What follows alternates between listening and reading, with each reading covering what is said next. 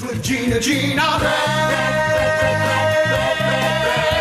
The News with Gina Grad. We talked a little bit about the hurricane, and it is Hurricane Dorian has claimed the lives of at least 5 people in the Abaco Islands. That's from Monday evening.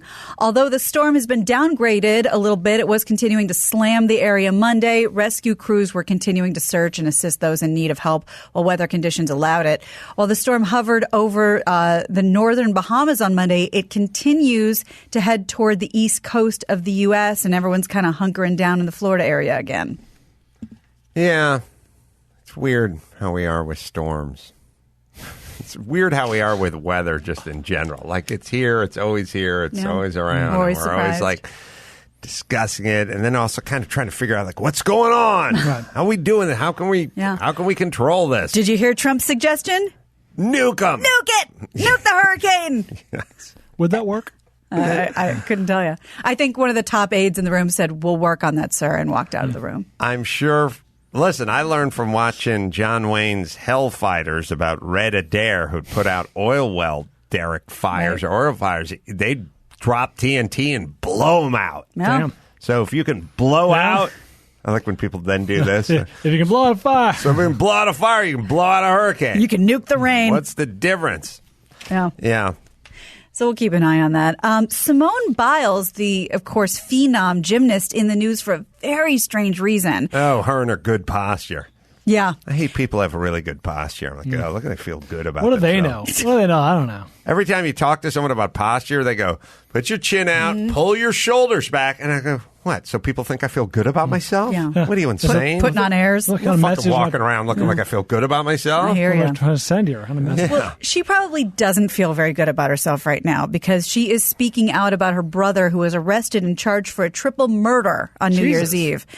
So he's 24 years old, Tevin Biles Thomas. He was arrested for killing 3 people and injuring 2 others on New Year's Eve. It's got to be weird, too, when she's like the crazy gymnast and she's like, let me explain my brother. He did a triple axel. Just let me finish. Homicide. Lindy? Let me finish. Like you probably, she starts triple. You go, it's her brother. You figure he's into gymnastics too, or what is he, an ice skater? What do you do? Triple Lutz? Just let me finish. Getting colder. Probably shouldn't start with triple. This happened at an Airbnb in Cleveland. Police arrested him last week, charged with, and remember, this happened New Year's Eve, and he just got arrested. Multiple counts of murder, voluntary manslaughter, and assault. Of course, Simone tweeted Monday night, "My heart aches for everyone involved. You know, there's nothing that I can say that will heal anyone's pain. I do express my sincere condolences to everyone affected by this." So just a little background on him. They weren't raised together. Biles Thomas is Simone's biological brother, yes, but they didn't grow up together. She and her 3 siblings were placed in foster care when she was 3. She was eventually adopted by her grandparents and raised in Houston. The other 2 raised by another family member. It took the police 8 months to investigate this murder. Kids. Yeah. Well, we'll take the one who's really on the pommel horse. Yeah. Shit. The shouting, We'll take the murderer. the shooting occurred when a fight broke out at a house. Apparently Biles and a couple of buddies showed up at this house party uninvited, and they said, it got a little heated and a fight broke out, and he just started shooting. Jesus Christ. So that's the whole chasm, right, between siblings? Olympic, 18-time medalist. Yeah. I mean, again, there's the Swayze brothers, but you really don't get any wider than those. Yeah. That's funny. I was just thinking about all the shootings and stuff. I'll take a deeper dive into this tomorrow, but I was telling Chris to look up some stuff. I'm like, guns. And I said, go back and look in the 1950s. What was gun ownership percentage-wise? High. And it's like, it's higher than it is now. But so this notion of gun ownership has fallen since the 1950s. But dads not raising their kids, that's gone up a lot since the 1950s.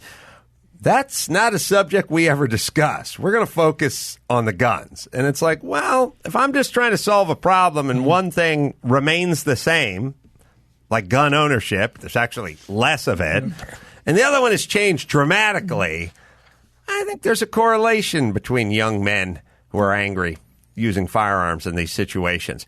So in my world, at least it could be on the table, potential things to discuss versus a taboo subject that no politician will ever bring up. So I was saying to Chris, and I'll get into it more, but it's like people used to raise their kids and they used to go to church and they used to keep an intact family, and then there was lots of guns, but there wasn't a lot of mass shootings. Now there's a little less guns percentage-wise, but a lot less church and a lot less family and a lot less dad and a lot more shootings. So I don't know. I feel it's like to focus on other factors here than the actual gun. Now you can go pharmaceuticals. Okay, there's something to look in there. I don't know, violent video games I'm sure or it's a something complicated stew with a lot of ingredients. I'm sure, but they're big, old, fat chunks of fucking meat that are floating at the top of it, and that's no dads. That's Yeah, you'd have to ask Chris to find out. I don't know if this is even knowable. What percentage of mass shooters come from a family with no dad, or didn't have a dad in their life? It's a large percentage. It's a very large percentage. It's a very large percentage. But so maybe there'll be a town hall on that on CNN. Oh, sure. Put in your calendar. We're just going to talk about gun control. Okay. Yeah, it's a large percentage. You don't have that. Well, it stands to reason. Your dad is kind of the parent that keeps the young boy out of that world. But anyway, what do I know? And why should we ever discuss it? We won't. Okay. That's like the that one moment in the Chappelle show where he says, I hate guns. I have a lot of them, but I hate guns. I think that's just where a lot of people are. Kevin Hart on the mend after going under the knife Sunday, less than 24 hours after he injured his back in a horrific car accident. I mean, truly horrific. Showing you a picture of the car. That's according to TMZ. One of the comic's friends was driving Kevin's Plymouth Barracuda down Mulholland Highway early on Sunday. The sports car veered off the road, crashed through some wooden fencing, rolled, crushing the car's roof on impact. Jesus. According to initial reports, both Kevin and the driver suffered major back injuries. Another passenger did not require the hospital treatment. I believe that ended up being the friend's wife. Apparently alcohol, not a factor. A member of Hart's security team swooped in, scooped them up from the scene, took him home for medical attention before going to the hospital. The wreck was apparently so bad the fire department had to saw the roof off to free the trapped passengers. Yeah, we're looking at a Barracuda, and it's literally missing the roof. I have a question. I didn't understand. The security, private security, like his bodyguards or whatever, took him home, took the car home where it had to be. No. Once Kevin was out of the car, I think took him back before taking him to the hospital.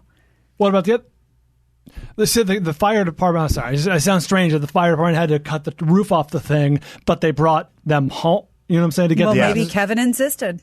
No. Something doesn't add up. Something seems weird. Read that one part about the security detail. Yeah, sure.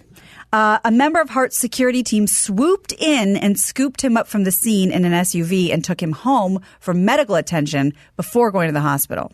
The wreck was apparently so bad the fire department had to saw the roof off to free the trapped occupant. I'm with Brian. Once they was he ejected from the car? Because he was scooped up and then they had to come. You know what I mean? To free the trapped occupant. It's like a riddle. Or occupant. Well, okay, this is occupants. But when I read on TMZ, just the guy's wife was in the back. So there might be two differing stories trying to figure out who all was in the car. Anyway. they took the piggy bank home. I'll tell you this. These guys, they have a lot of money, and it's kind of new money, and they go out to one of these places, and they get a crazy car built. And this thing, I don't know a lot about it, but they take like a 60s era car, right? Like a Hemi Cuda or Barracuda from this, 1971 or something. And then they put in a new crate Hellcat engine with like 750 horsepower, right? Now, all of a sudden, you're essentially driving around a street legal race car with no real experience driving that car or any safety thoughts or anything. With airbags?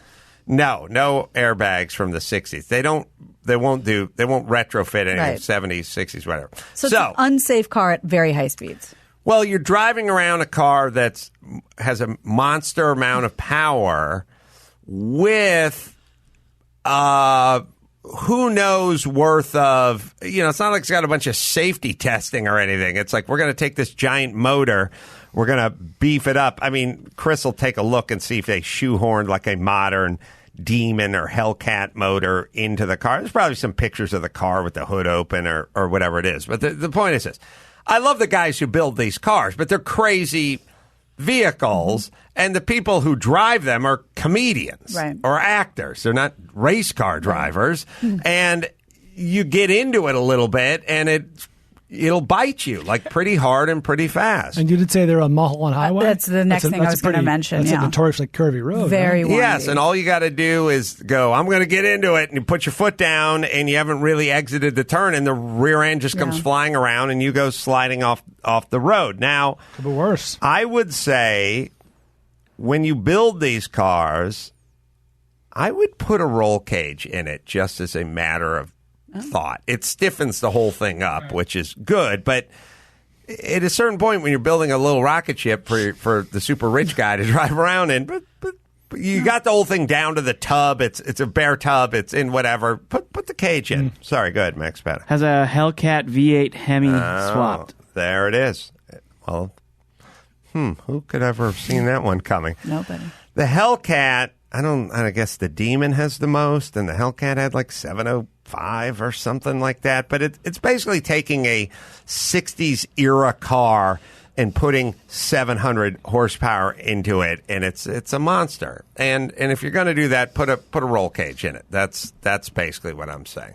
Wow, it is pretty though. It is one of the times I bet Kevin Hart is glad he's that short, because indeed. You don't want, like, Pete Holmes would have never walked away from that wreck. Well, Thomas Markle wants to reconcile with his estranged daughter Meghan so he can meet little grandson Archie. In an interview with Britain's Daily Mail, the 75-year-old said, "Of course I'm disappointed not to see Archie. I'd hope becoming a mother would mellow out Meghan and she would reach out to me." The former Hollywood lighting director said his issues with the Duchess are only recent. He said he stayed quiet because Meghan was pregnant, but he's speaking out now because Meghan and her PR team have cut him out of the picture. And it's, of course, been speculated that Meghan is holding off on pictures because she's afraid he's going to sell them to the tabloids because that's what he's built the reputation for. Yeah. Women have memories like elephants about bad dads. Not so much with math equations or Civil War battles or where you put your keys or stuff that you use. But in terms of harboring hatred for dad. In terms of childhood trauma. Never goes away. I mean, it does pay off sometimes. Hey, everybody. Her dad was abusive and abusive. That's right. He used her and he abused her. Now she's abusing a pole with her twat. Stage 9. Meghan, stage 9. Markle. Stage 5. Bring a little. I'll watch Archie. Yeah. All right. So, it never ends. But this guy sounds like you got a little window. I know, he's horrible. But I'm trying to tell everyone, there's a little fucking window where you have to pretend to be into your kids. It's like... You in that, Brian? It's a weird way to phrase it, but I guess I'll do spirit. There's a little fucking window. When does yours start? It's 0 to 5. Then it's 5, 6 years. Somebody, with the girls, it's like shit. Also, by the time they get to like 14, they don't want anything to do with you because they're all about their friends. Got to drop them off 2 blocks from school and all that kind of stuff. It's not. It's and again 0 to 6. Like who really? It's you got this window of about 8 years where you have to pretend to care from 8 consecutive years, like 6 to 14. Yeah, well, pick and choose. You got to string together a few consistent years. Having a decent, like what would be considered a decent Major League Baseball career, not an All-Star career, not a Hall of Famer career. Just you got to hit serviceable platoon player. Yeah, you hit 261 for about 8 years in the show. Play some solid defense, and you'll be fine. That'll be that. Yeah. Or you be a fucking dick during that time, and then she'll just go on and hate you for the rest of her entire life. Yeah. And I couldn't help but think Meghan has to be the only little girl on the planet that ever said, "I'm going to run away and be a princess," and pulled it off. And never has to talk to him again. I know. And they love paying him back too. Mm-hmm. And shutting him out. Yeah, guys are a little more, I don't know. resilient or fluid or something. I don't know, guys. Well, sometimes they shoot up. So schools. just drink and punch someone. Yeah, they drink and punch someone. All right, what else do we got? 9 years after her death, Whitney Houston will be back on the road next year in hologram form. She's been dead for 9 years. 9 years. Producers crazy, tell right? music. Yeah, I remember when it happened. We were Now, at the Grammys. I always bring up the Heath Ledger thing, like well over a decade. But if you brought up Whitney Houston, I'd be like, 4 years, five, Yeah. 5, and coming on to 10 years. Yeah. Jesus wild. I was doing Christ. Radio Row at the Grammys, and we all got noticed that morning. I can't believe it's been that long. Producers tell Music Week that the much-discussed tour, which got the green light from Whitney's estate, is a definite go, although an exact date isn't clear yet. Seth Faber of Primary Wave, which is staging the event, says so much effort has gone into making the show as authentic as possible. It's going to be phenomenal. The company's Buddy Holly and Roy Orbison hologram show kicks off in the UK next week. It's a matter of time. A lot of them. Yeah. They did Dio and Amy Winehouse. This was foretold in the movie Blade Runner 2049. It came out last year, or the year before, whatever it was. Remember? You saw that movie, right? Yeah. No, but yeah. Okay, well, anyway, Ryan Gosling goes to, like, now burnt out Las Vegas. Yeah. It's like a nuclear Holocaust site. And that's where Harrison Ford's living. And he goes into, like, an old burnt out casino. And, like, the old Elvis starts playing on a hologram. Clearly, there was an attraction there for a number of years. Hologram Elvis. Well, we're talking about, I'm going to see De Niro this weekend. We're talking about The Irishman, I think. I can't wait Yeah, for that. They're going to make a young version Yes. of everybody. That's right. Cautiously optimistic of that. We're now kind of in a world where we can young people up and age them over and move them down. And Yep. I don't know. Like, once we capture enough of everybody, will we... We're expendable. I mean, what do we even need them for? And the real kind of question is,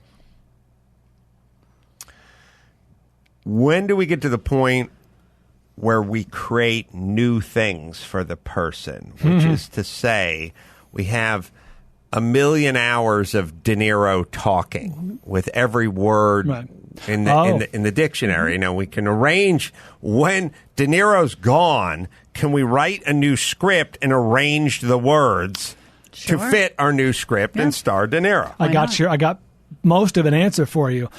Chris, you're not a big Star Wars guy, but did you ever see Rogue One, the one that came out like 3 or 4 years ago? It's a really good movie. Anyway, the point is, Peter Cushing, who was in Star Wars back in 1977, he's been dead for however many years. They needed the Peter Cushing character because it took place at the same time. They made a completely CGI and very convincing Peter Cushing in this 2016-17 movie, whatever it was.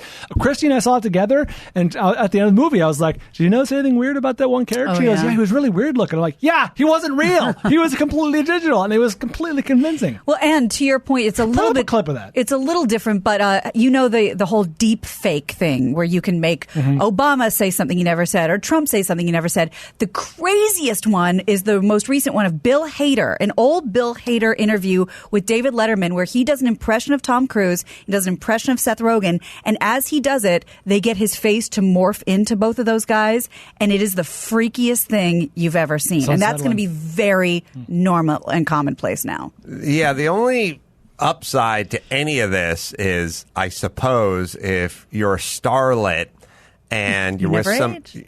Well, yeah. So if you're a starlet and, Ray J's mounting you from behind, I don't have to call me Johnny, and they throws it up on the internet without your consent, you can now just go... Deep fake. No, Isn't that me? It's deep fake. Isn't that me? I know it So looks it's like very convincing. someone did a great Credit to job the on the artist. computer, but that ain't Good me. porn name, too. You always get to sort of live under the veil of... That's not me. It's not me. It's kind of, I don't know, in a weird way, it's kind of OJ. Like, we know you murdered the person. Like, well, where's the knife? Yeah, prove it. Yeah, like did you always get to have that little, wasn't me? Nugget of, Right. Watch this quick clip. This is a completely CGI character of a guy who's been dead for however many decades. We've heard word of rumors circulating through the city. Apparently, you've lost a rather talkative cargo pilot. Wow. Crazy. bad. I mean, knowing with the retrospect that he is digital, you can kind of tell, but like that's pretty convincing. I didn't even know that till today. So, and I've seen the movie a few times. And I mean, let's not forget, they just shot half of Fast and Furious with Paul Walker and Right. literally Finished it. cobbled together the whole second half of the movie without him. Yep, So, we're there. We're there. Well, this story's a little old, but you brought up De Niro, so let's talk about it. De Niro is sending a message with his $6 million lawsuit against a former employee he accuses of embezzlement and binge-watching Netflix on the job. And this is just from about a week and a half ago. Chase Robinson, who was promoted from De Niro's assistant to vice president of production and finance at his company Canal Productions, allegedly racked up exorbitant hotel and restaurant charges and used millions of De Niro's frequent flyer miles for personal trips. And the company says Chase is a lady, she rarely came into work, and when she did, she spent, quote, astronomical amounts of time watching Netflix during work hours. Chase supposedly watched 55 episodes of Friends in 4 days, and during another 4-day period, allegedly watched 20 episodes of Arrested Development. She just left it on. That's what I'm thinking, too. And 10 episodes of Schitt's Creek. Well, great shows. The suit also alleges that Robinson, whose salary was $300,000, made $13,000 in unauthorized charges at restaurants over a 2-year period, $9,000 at high-end grocery stores, and $32,000 for Ubers and taxis. Jesus. I'll ask Bobby when I see him. Please Saturday. do. Yeah, Ask please. Bob, I yeah. definitely want to hear about that. Want the dirt on that. Yeah. Well, speaking of dirt, Justin Bieber publicly confessed his sins that included abusing heavy drugs. That's his most recent post on Instagram to his followers, 118 million Instagram I'll ask followers. Baldwin about Steve and his brother, whose daughter is married to That'd be Bees. great. Yeah, Yeah, please. that's right. Ask about Haley. Basically, Justin blamed his early fame and immaturity that led to, quote, doing pretty heavy drugs at 19 and abused all my relationships. He says he became resentful, disrespectful to women, angry. Justin opened up about his treatment for depression and anxiety. For most of the year, he's attended couples counseling with Haley Baldwin Bieber, and they're due at the end of the month to renew their vows in a religious wedding ceremony, and he considers this a new beginning, new chance at life. I don't know. I'm we talked worried. about that. Who are you worried about? Well, I don't know. The part where you transition into something else, or you have an awakening or spiritual awakening, whatever, I'm all for it. It's just when you kind of put it on display, it makes me worry about not really worry, but it flies Question in the the face. authenticity. It flies in the face of what you're doing. You know what I mean? So it's sort of like you going, I'm going to go down to the soup kitchen and feed the poor, and then you take a billboard out Or I'm of gonna you live stream going it. to the Yeah. yes. Now it's like I'm Take something glad away. you're doing it, but I'm not now. It makes me wonder what exactly you're doing. No, I and get why that. you're doing it. I had the same it's question. better than breaking into cars. I just don't like. I'm a little dubious of people like announce what they're doing all the time. Yeah, you know? I completely agree. The only thing I could think of when it came to like, why is he putting this out there? Is it some sort of 12-step inventory? Yeah. I mean, I don't know if I have no idea, interesting. but I didn't know if that was like maybe in the recovery program telling everyone, this is what I'd done wrong. Although I know that's supposed to be a very personal thing, too, for people. Yeah. Instead of announcing it on Instagram. I don't know. Yes, Margaret Cho. She nailed me, man. Oh, yeah. She tried. I'm the worst guy for the 9th step, or whatever that step is. Like, hey, listen, I want to. Yeah, no. All's fine, good. right, No, it's good. really We're over really here. important that I do this. Yeah. Just hand me that beer. All's forgiven. I don't drink anymore. Yeah, that's what I'm saying. Give me the beer. Okay. Anyway, whatever you did, good luck with it. Water the bridge. I really feel like I need to say these words so I can check this box. Yeah, I get it. But let me give you some context. When I was 17, I was tackled and had human fecal matter shoved into my ear during school hours. Okay. All right? Yeah. Are you doing your inventory right now? No, but I'm Still saying waiting for apology. I've been attacked with baseball bats. I had bottles broken over me. Oh, my God. I had my shoulder dislocated for 4 days once. Oh, what I did was nothing. I slipped on a fucking floor in a garage. Don't worry about me. Oh, sweet. Yeah, we're good. Thanks. Go find somebody who's On to Norm really did some Macdonald. damage to you. Okay. Yeah. Oh, I need the beer. Oh, sorry. I don't want to Thank touch it anyway. Yeah, for you. Oh, I mean, no. for me. God. For both of us. Anyway. Cheers. Godspeed. Yeah.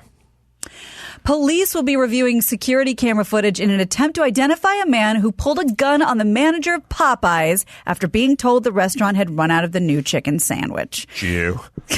Definitely not a Jew. Thank you. Cops say that the suspect was among a group of 2 men and 3 women who arrived at the Houston drive-thru shortly before 9 p.m. to order the new sandwiches that everybody's talking about. Can I go a little Bill Maher here with Sure. new rule? Please. Like Max Pata was talking to me like, hey, there's a news story about a guy suing Popeye's chicken. Like, people are so fucking crazy now. They're like suing their cats and suing Popeyes for running out of chicken sandwich.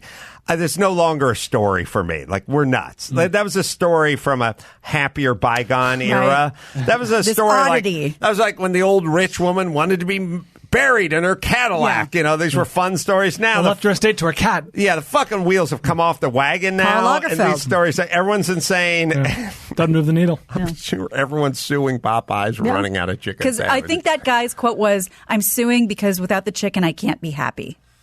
Can I say this? Why? And I get it. But in a world where you can kind of make everything at home, why is the chicken sandwich a bridge too far? Like, it doesn't feel like it's got that many moving parts. I get it. You can't, but why not? Like, yes, and I would love to get any of these people who swear by Popeyes or whatever. Let's do a blind taste test. Not Chick-fil-A. Yeah, you taste this one, you taste that one. Burger You don't know King. which one's which. You tell me what you like better. Well, in early 2021, when they come back, we'll do it. Or if you can even tell the difference. Yeah. a vegan sued their neighbor for barbecuing meat in their own backyard. Just minutes ago. Yeah, pretty good. I have that too. It is so game on. Remember when Morrissey left the stage because he could smell meat in the concession stand? That was one of my... I had two great stories. One time, I was talking to porn star Ginger Lynn about some old-time porn guy who seemed a little rough. Seemed like he treated the ladies rough. And I said to her, Ginger, if that's your real name, I said, what about this guy? I don't know, John Leslie or whatever his name was. I can't remember. It's like a Ron Jeremy, John Leslie. There's a few different guys poking around back then. I said, that guy seemed a little rude or a little... like he was crossing the line. Like he was the kind of guy... Was it debonair? Like, kind of grabbing him by the neck a little bit. And she's like, no, he was a good guy. He's a good guy. Well, he's a guy.